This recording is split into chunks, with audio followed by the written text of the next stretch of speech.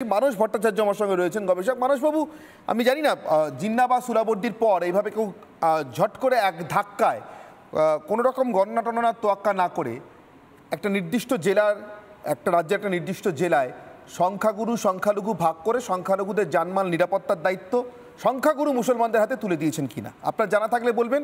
আমি এর মধ্যে কোনো তোষণের রাজনীতি খুঁজে পাচ্ছি না। আমি বৃহত্তর বাংলাদেশের আশঙ্কা খুঁজে পাচ্ছি, যেটা ওখানকার ওই জেলার এবারের সাংসদ কয়েকদিন আগে বলেছেন, অধীর রঞ্জন চৌধুরী।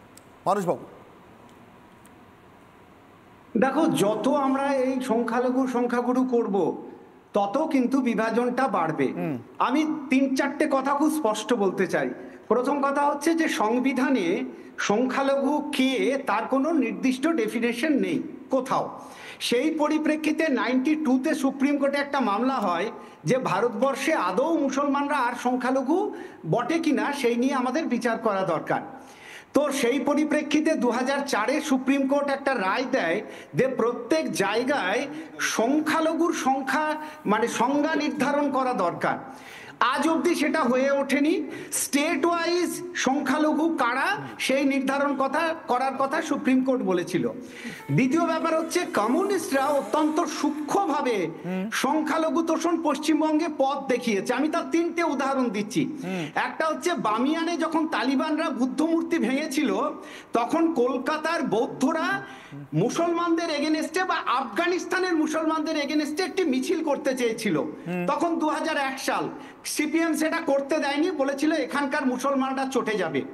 2006-এ হজ হাউসের পরিকল্পনা হয়, 1996-এ হজ হাউসের পরিকল্পনা হয়, 2007-এ সেটার কিছুটা বাস্তবায়ন হয়, পরবর্তীকালে তার পুরো রূপায়ণ হয় 2016-তে এসে মমতা ব্যানার্জি। পার্সি যারা কলকাতায় টাওয়ার অফ সাইলেন্স তাদের মৃতদেহ যেখানে সৎকার করতে চেয়েছিল, কলকাতাতে একটাই আছে, সেটা করতে সব থেকে বেশি বাধা দিয়েছিল তৎকালীন কমিউনিস্ট সরকার। সুতরাং কমিউনিস্ট সরকাররা এই পশ্চিমবঙ্গের মুসলিম তোষণ, সংখ্যালঘু তোষণ নয়, সেটা বরাবর করে আসছে। যেহেতু তারা খুর চালায়, আগে যখন কলকাতার পকেটমাররা খুর নিয়ে ঘুরতো বোঝা যেত না, সেরকম কমিউনিস্টরা খুর দিয়ে কাটে, বোঝা যায় না। মমতা ব্যানার্জি কাটারি দিয়ে কাটে, বোঝা যায়। এখন প্রশ্ন হচ্ছে, ভারতবর্ষ এমন একটা দেশ যেখানে সংখ্যালঘুরা সবচেয়ে সুরক্ষিত। আমরা কেউ কি জানি যে রতন টাটা পার্সি, কিন্তু সংখ্যালঘু। পার্সিরা ভারতবর্ষে অত্যাচারিত অতি দূরের কেউ বলতে পারবে? ভারতবর্ষে সংখ্যালঘু জৈনরা, এখানে জৈনরা অত্যাচারিত কেউ বলবেন? ভারতবর্ষের সংখ্যালঘু বৌদ্ধরা, এখানে বৌদ্ধরা অত্যাচারিত কেউ বলবেন? তার ভারতবর্ষের সংখ্যালঘুরা অত্যাচারিত নন। ভারতবর্ষে মুসলমানদের সঙ্গে হিন্দুদেরকে লড়িয়ে দেওয়া হচ্ছে, অথবা বলা যায় সেই লড়াইয়ের ভিত্তিভূমি তৈরি করা হচ্ছে। এটার থেকে আমাদেরকে সাবধান হতে হবে। এই রাজনৈতিক ভাবনা থেকে আমাদের সাবধান হওয়া দরকার। আমাদের যেমন মনে রাখা দরকার যে ভারতবর্ষে দ্বৈতবাদ, অদ্বৈতবাদ, বিশিষ্টাদ্বৈতবাদ পাশাপাশি ছিল, সেই রকম প্রত্যেক মুসলমানকে মাথায় রাখতে হবে এখানে আল্লাহ থাকবে, কিন্তু তিনি এককভাবে থাকতে পারবেন না, তাকে ঈশ্বরকে মেনে নিয়ে থাকতে হবে। তিনি যদি মনে করেন যে আমিই সব, তাহলে কিন্তু এই দ্বন্দ্বটা থেকেই যাবে। বেশ, মানসবাবুর কথার সূত্র ধরে আমি নির্মলবাবুর কাছে আসবো, কিন্তু তার আগে আমি বলেছিলাম যে আপনাদের কাছে আমি প্রশ্ন রেখেছিলাম যে মমতা হিন্দু ভোটের তোয়াক্কা করেন না। মমতা কি হিন্দু ভোটের তোয়াক্কা করেন না, আর তাই এই কথাগুলো বলতে পারছেন? আপনারা কি উত্তর দিয়েছেন? এবার দেখাবো আপনাদের উত্তর, তার নমুনা কত শতাংশ কোন দিকে বলেছেন। প্রথমে ফেসবুকের উত্তর, খুব ইন্টারেস্টিং ডেটা আছে নির্মলবাবু, দেখুন ফেসবুকের উত্তর কত শতাংশ কোন দিকে বলছেন। 57% বলছেন হ্যাঁ তোয়াক্কা করেন, ইয়েস মমতাকে হিন্দু ভোটের তোয়াক্কা করেন না, হ্যাঁ করেন না 57% বলছেন।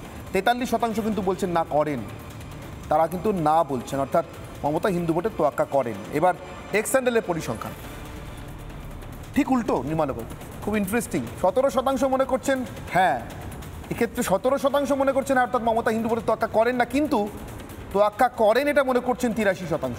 তাহলে এই উক্তি কেন? এবার ইউটিউবের পরিসংখ্যান 64% মনে করছেন হ্যাঁ, এখানেও আজকে বেশ ক্লোজ। 64% মনে করছেন হ্যাঁ মমতা হিন্দু ভোটের তোয়াক্কা করেন না, এটা ঠিক। আর 36% মনে করছেন না করেন। সজলবাবু একটু আগে বলেছেন না ভোটের ব্যাপার নয়, ভোটের তোয়াক্কার বিষয় নয়, উনি আসলে ক্ষয়িষ্ণু আর বর্ধিষ্ণুতে ভাগ করে নিয়েছেন। কিন্তু আমি তারও ঊর্ধ্বে কিছু দেখেছি। আমি এখনও তোষণ শব্দটা ব্যবহার করতে রাজি নই এই প্রসঙ্গে, যে প্রসঙ্গে মমতা বন্দ্যোপাধ্যায় একটি জেলায় গিয়ে মেজরিটি ঘোষণা করে দিয়ে এসেছেন মুসলমানদের। দেখুন, আমি একটা কথা আপনাকে বলি, একটা থিন লাইন আছে আমার যেটা মনে হয়েছে। দুটো বিষয় বলবো। একটা হচ্ছে হিন্দুদের যা কিছু মমতা বন্দ্যোপাধ্যায় সেটাকে উৎসব হিসেবে দেখেন, মুসলিমদের যা কিছু ধর্মীয় আচার আচরণ সেটাকে ধর্ম হিসেবে দেখেন। সুতরাং উৎসব আর ধর্মের মধ্যে উনি ভাগাভাগি, ভাগাভাগিটা করেন।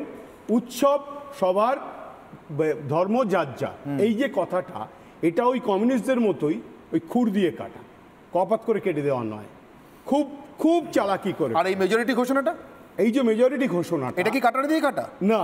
এই যে মেজরিটি ঘোষণা, ওই আমি আপনাকে বললাম না ধর্ম, এটা কিন্তু খুর দিয়ে কাটা না, একদম কাটা দিয়ে কেটে দিলেন, একদম পরিষ্কার কেটে দিলেন। তার কারণ হচ্ছে ওইটা মুসলিমদের যে কোনো বিষয়টা, she looks at it from a religious standpoint, not from উৎসব standpoint। তাই যদি হয় তাহলে এবং আরেকটা কথা আপনাকে বলি, লাস্ট কথা, সেটা হচ্ছে উনি বর্ডার নিয়ে এত ভাবছেন কেন? কিছুদিন আগেও তো বললেন বর্ডার সেন্ট্রাল গভর্নমেন্ট থাকে, হঠাৎ বর্ডারে কে যাবে, কে গান গাইবে, কে চা খাইবে, এটা নিয়ে ওর ভাবনার কি আছে? বেশ, হঠাৎ বর্ডার চলে ভাবনার মধ্যে এটাই আছে যে মমতা বন্দ্যোপাধ্যায় কোথাও একটা মনে করছেন, আমি জানি না দুটো দেশের মধ্যে দাঙ্গা লাগতে পারে কিনা, কিন্তু ওনার মুখ দিয়ে বেরিয়ে গেছে দাঙ্গা লাগানোর ছক আছে। দুটো দেশের মধ্যে দাঙ্গা হয় না, যুদ্ধ হয়। হ্যাঁ, যদি মমতা বন্দ্যোপাধ্যায় মনে করেন বাংলাদেশ মানে মুসলমান আর ভারত মানে হিন্দু, তাহলে নিশ্চিতভাবে তিনি এখানে হিন্দু মুসলিম দাঙ্গা দেখবেন, ঠিক যেভাবে তিনি মুর্শিদাবাদে মুসলিমদের মেজরিটি দেখছেন এবং তাদের উপরেই হিন্দুদের জান মাল নিরাপত্তার দায়িত্ব ছেড়ে রাখছেন। যদি দাঙ্গা হয় সেক্ষেত্রে আমি জানি না মমতা বন্দ্যোপাধ্যায় এরপর সত্যি আর হিন্দু ভোটের তোয়াক্কা করেন এই কথাটা বলতে পারবেন কিনা, অন্তত নিজে আয়নার সামনে দাঁড়িয়ে বলতে পারবেন কিনা, আমাদের সামনে দাঁড়িয়ে না হলো। আমাদের অর্থাৎ পশ্চিমবঙ্গবাসীদের জন্য এবার সব থেকে বড় চিন্তার বিষয়, আমরা কি কাশ্মীরি পণ্ডিত হওয়ার অপেক্ষায় থাকবো?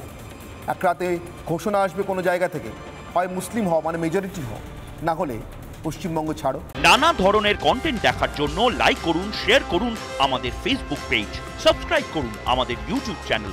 পাশাপাশি অন্যান্য ব্রেকিং নিউজের জন্য অবশ্যই চোখ রাখুন রিপাবলিক বাংলায়।